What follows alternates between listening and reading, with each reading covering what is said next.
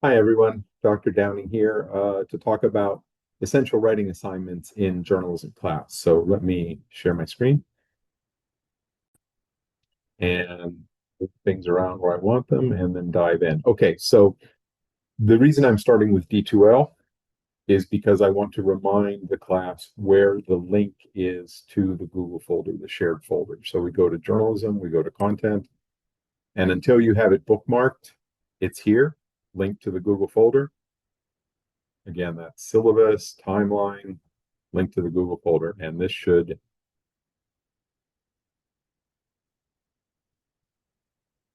there we go.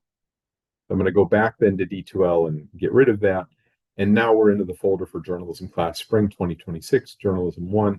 And I've talked about this previously. So there are, 19 folders here, and we will work our way through the semester. Typically none of this is long. So, don't be intimidated by 19 folders. If you come to the class and do the work regularly, thousands of students have done this before you. So they've gotten through it, unless they suddenly are missing 6 weeks of class or something like that and fall way behind or withdraw from the course. Yeah. So I talked about these on a separate video, so I'm not going to go through all of this. Here's my strategy. I do want to talk about creating the resume draft. And then what I want to do is jump to the models. And then I want to talk about the assignments through the models in that folder. And uh, I have that open here. Let me slow it down. So models is open in this tab, which we will get to momentarily, but I want to bounce back up and talk about the resume draft. So again, if you have a resume, figure out where it is. If you need to start from scratch, you can do that. And I'm going to take you into ChatGPT to generate a resume template. So I've done that and I've signed in. I started making There we go. I started making the video previously and I hadn't been logged in for a while, so it took me through the whole thing. So if you need to create an account, you can do that. If not, talk to me. Let me know if you can use it without creating an account. Initially people were able to just dive in and use it for simple stuff. And then if you started to use it regularly, they'd say, hey, this is your third time, you need to create an account. But they may have formalized all of that. So let's have a conversation about it. I am not here to make you sign up for a lot of stuff, but at the same time, that's the world we live in. You have to create an account everywhere.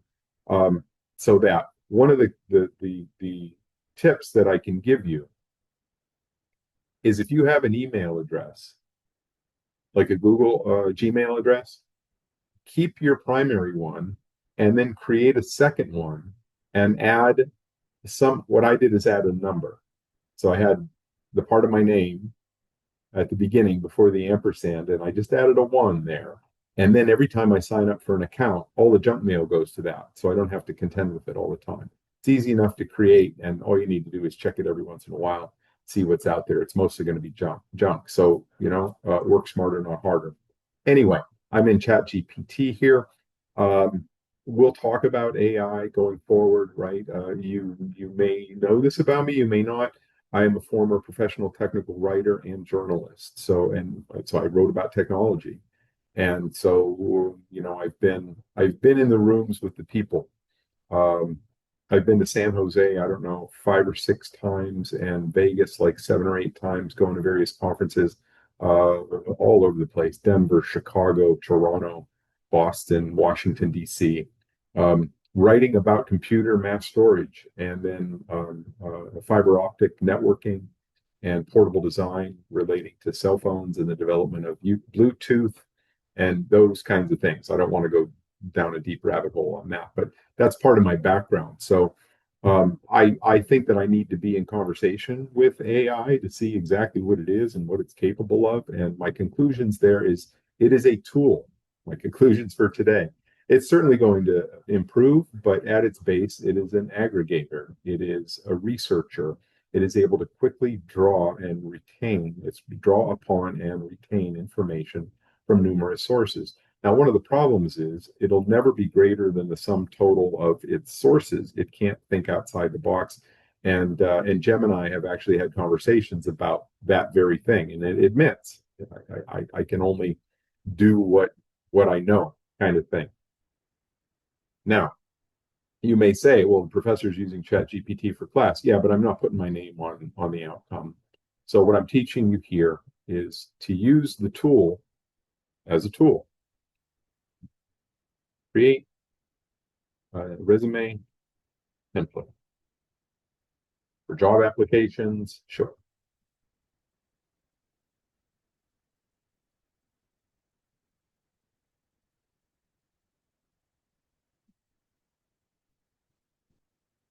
It's interesting how it is updating.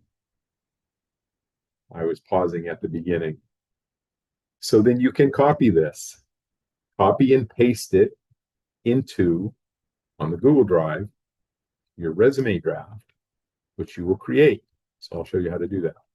So I will create a Google Doc here, a blank document, create in a shared folder, yes, and it is doing that. I'm actually going to take this and copy it, go back to the untitled document, and I should be able to paste it. Now I can go through and put my information into it little by little. So it just becomes an editing assignment at this point. And there you go. Then I have to name this properly. And it's going to want to default to Michael Downing. But let me show you what I want these to be. They need to be last name.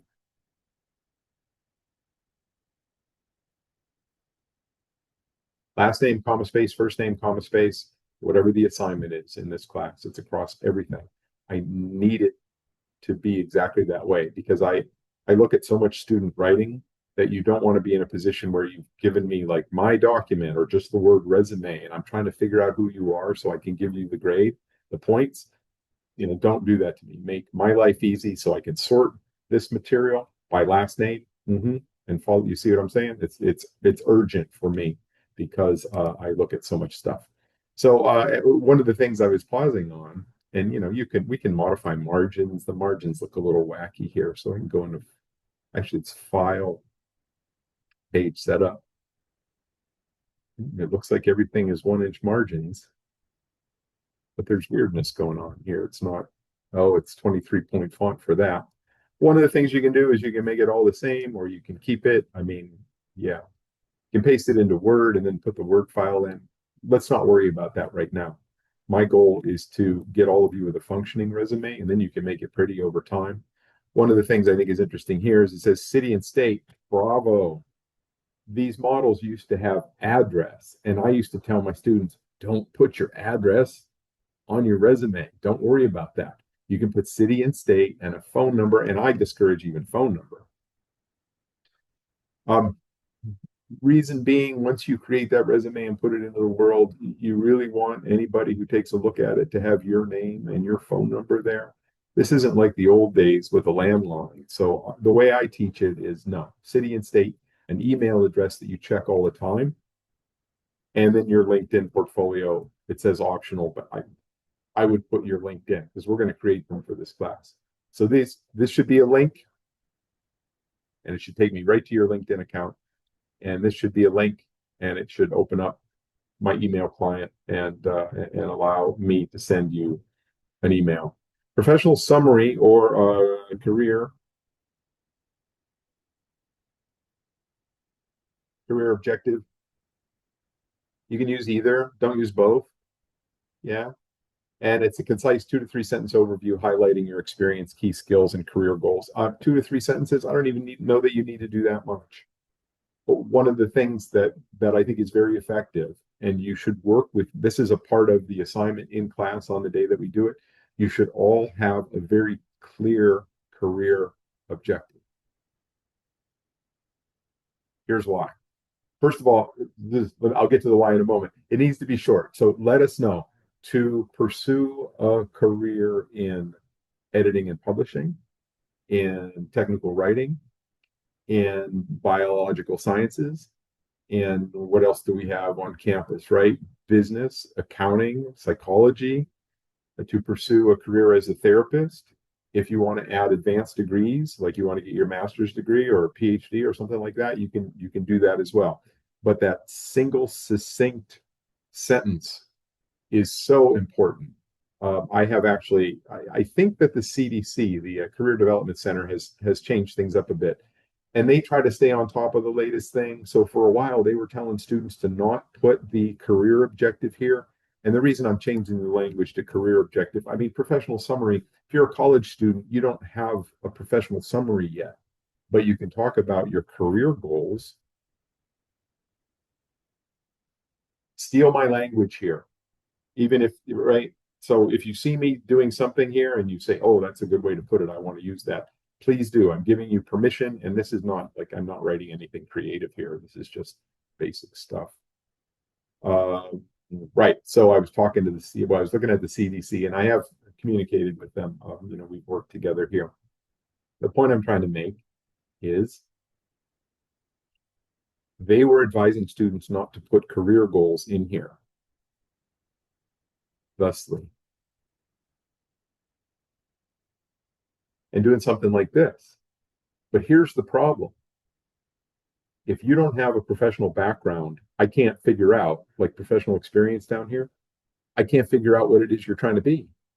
You're in that college time, that liminal space, so to speak. So you need to tell us, because once I see that you're interested in editing and publishing, and then I get into your education and we can move education around. And usually I have students do education before professional experience because you have it.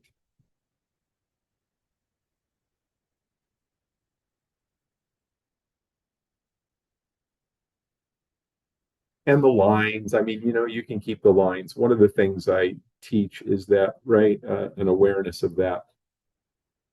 The more formatting you put into any document, the more you need to be responsible for the various formats that occur. Like one of the urges that I have with this right away is to go to Arial. I don't know, let's make it 12 point right now. And then also take a look at this, make it into absolute single spacing, and it's still not absolute single spacing. So I can go to format and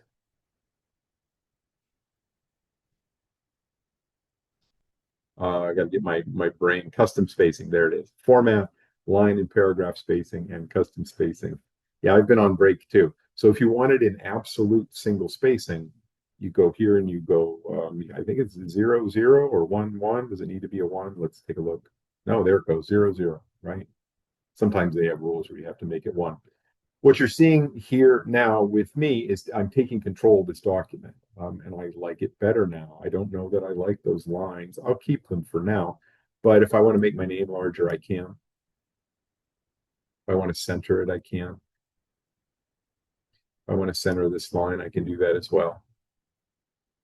Now, I've got skills, professional experience. Didn't I also have career goals? Looks like it got deleted potentially.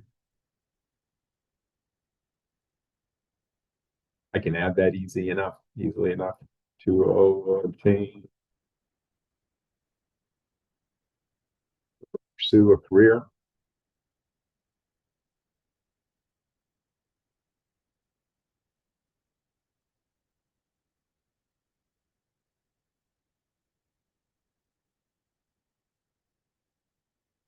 Once I have the line there, I could just keep pasting it in once I have it on the copy, right? So all of that. Not sure that I like the skills at the top. Usually I would move that out. So go ahead and get rid of that. Career goals, education, profession. Yeah, probably something like this. Now comes that. And then I can get this back again. So you see how I really push a document around. So what I want, one of the things I want you to get from me and in any of my classes is look what I do with the document. I really make it into my own. Still not sure about these these damn lines. I like clean design. I'm not sure that the lines are necessary. Maybe something like that. I don't know. You can try it in different ways. I think if you do the layout properly, you don't need that extra stuff. And right, look at that. So now look at that. I got a career goal here, career goal, pursue a career as a technical writer. So now if you're a professional writing major, for example, and you want to be a writer or an editor or a copy editor, something like that, then your education, it all makes sense because you say you're at Kutztown pursuing a degree in professional writing or English or something like that. So I'm not going to go any farther right now. I'll get rid of the rest of these lines. So then the assignment becomes filling this out to the best of your ability. You've got something now. I mean, I've got a draft here. I just need to fill this in. All right, so I'm going to let go of that. And that's the resume draft. Back to models. Okay, so that takes us through AI and all of that. I'm getting my bearings again here. So I want to be here. So these then will be in not in linear order. I did want to tackle the resume first, but I have some excellent work here, and I'm going to go ahead and open these into a preview mode. And this is the professional journalist assignment. So again, the obit I think comes before this. I'm not sure. I need to check the timeline, but I'm just going to move through these so that I don't get confused. So this is an example of Katharine Graham here. Harley did a terrific job. Katharine Graham was an American newspaper journalist and publisher. She was the leader of her family's newspaper, the Washington Post. So Harley went on a journey and learned all about Katharine Graham. The information here can be pulled from Wikipedia. That's fine. And we used, this should say Wikipedia, that says iwmf.org. That's fine. Katharine Graham, that's Wikipedia. Yeah, I want to, 2 or 3 sources would be good. And it's basically, it's a short little book report kind of thing. Don't make it harder than it needs to be. It is an academic exercise that puts you in a position where you say, who are the journalists in the world and what are their names and where's their information? What have they done and that kind of thing. And then you read about it and then you write a little bit about it, page and a half. So this is good. I don't know what the word count here. I think we usually shoot for 500 to 600 words. So that's that. That's the professional journalist assignment. Yours should look like that. Here is an example of a comment. So we talk about the First Amendment, and then Evelyn wrote a summary and a response. Summary might be a little long. One of the good things here is that the summary is not longer than the response. So this is a strategy that you can use, and when we do comments, you summarize and then you respond. It is a structure as old as humanity, where I tell you what I'm going to talk about, and then I talk about it basically. Don't make the summaries longer than the responses. I want to see if you can write a summary that is concise. 200 words, maybe? I'm not sure what this is. We can look at it closer in class. I'm not going to do a deep dive on that. But you can read this. It's in the folder. There we go. If you were to cut, I'd say cut like 4 lines off of this, something like that, and then you'd have a good summary, and then more room actually for your response. Okay, this is the obituary assignment. Now, obituaries can either be single paragraphs or they can be multiple short paragraphs. This has evolved over time.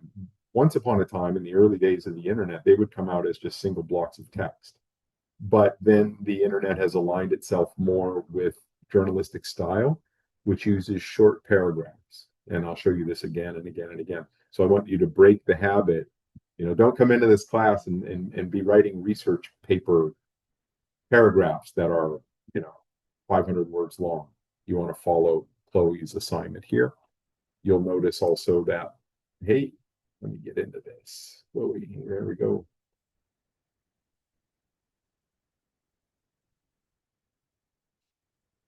You'll notice that Chloe has paid attention to AP style, which we will talk about. There's an abbreviation for the state of Pennsylvania.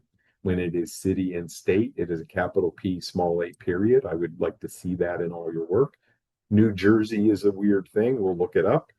Salem, Mass. Look at that. It's not MA. So it's not a postal abbreviation like she's got down here. So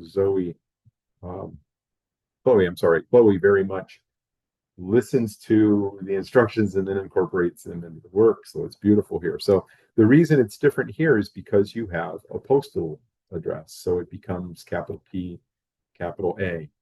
You've got times as well. You'll notice the PMs, small p period, small m period. Don't use capital P, capital M. There's more that we'll look at, but That's that.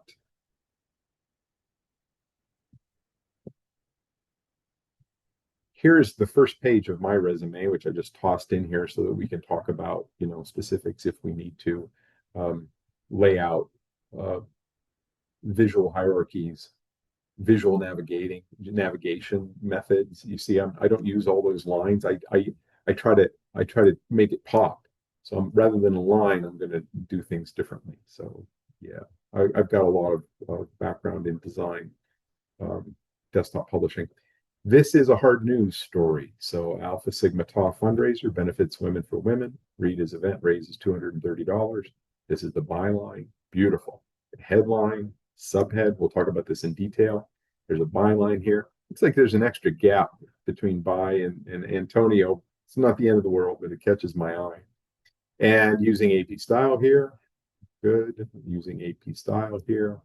Short paragraphs. College Boulevard. More AP style. You see how I read this now? I'm looking for all of that. Dollars. Oh, you missed this one. All you need is this. You don't need the dollars word afterward. So we missed that one. There's a quote in here. This is a serviceable news story. It's only 300 words, so it's just barely long enough. Now, right? Ideally, they should be closer to 4, but okay. Now, if you were getting this published in the Keystone and you were saying this is 300 words and I'm going to do another one, then I'm with that. But, otherwise I might push back a little bit. We've got an embedded link here as well. So that's there for you. Here's the media map assignment, which I said, you'll recall, lists a number of media resources. I'll get this posted from right to left to center politically. So Amelia here looked at the American Spectator, which features bold conservative commentary since 1967. So the summary is there, 125 words. Beautiful. The response then is 300. Beautiful. I think that's what it's supposed to be. I guess maybe I spoke too soon. Let's take a look. So to get a word count, I'm not going to guess. To get a word count here is 137. I was going to guess that it was a little bit long, but 137. We can update that. And that's 310. So she's really close. Really good. Okay, so the summary is about the American Spectator, and then the response is I picked this because I'd never heard of it. I figured I wouldn't agree with its message. And then all of calling climate change a hoax and the awakening of the American radical left. So Amelia wasn't happy because the media source, the American Spectator, like when right-wing people are violent, it's not a problem, but when left-wing people are violent, it's a big problem, kind of thing. So that was her experience and her insight and her commentary there. Okay, that's the media map. We're almost there. This is Victoria Miller. She did an excellent video, so we can take a look at that. I'm not going to do that right now. This is Benedict's review. So he says, "What's the matter, Danny? Never taken a shortcut before." This needs additional information. I enjoyed reading this, but I had in my head that it needs additional information at the top, right? Like we've talked about, for example, it needs to be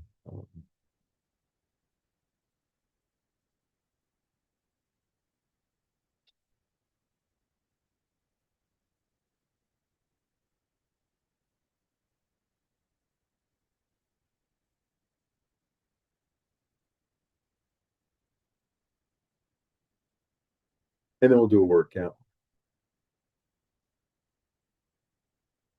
659.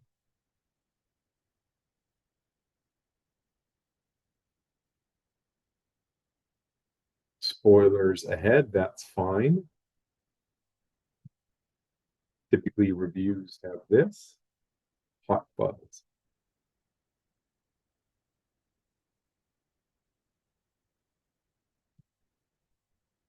Okay.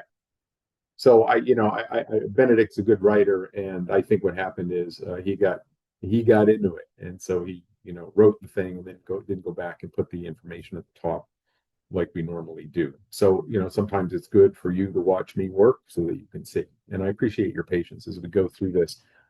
I try to provide a lot of information to my students. Let's see here. That's the review we can talk about. And this is the last thing. This is your journalism portfolio. Ryan did a tremendous job.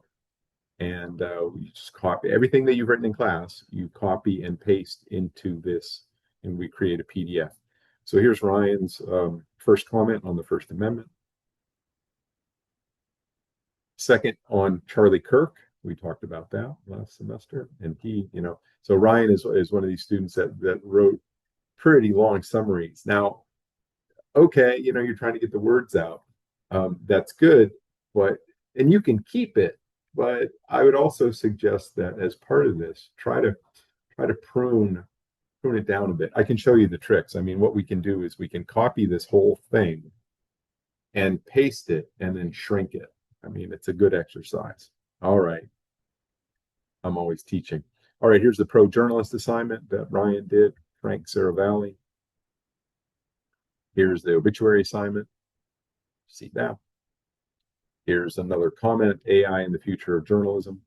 The summaries have gone from 306 to 257, so that's a good thing. More is not always better. Hard news story here, 505. Ryan really hit the mark. This is the media map assignment. So Ryan looked into Forbes magazine. We did headline writing exercises. You can include those. We watched Spotlight and we did a response. Short. Here's a review assignment. And that's it. So, Ryan comes out of this class with 18 pages of material. It's pretty good. If especially if you're a writing major or communication, this goes into your portfolio. So if you're looking to apply for a job and I say, do you have any example of your writing in college? You could send this quite easily. And I would be like, oh, okay. And, I might land on something here that we share, something that you wrote about, maybe your review or something like that. Yeah. Or maybe I was on my newspaper, my college newspaper way back in the day, and that connection comes through. It extends well beyond the resume. Okay, I've gone on long enough. That should fill in a lot of blanks. I'm going to stop my screen share.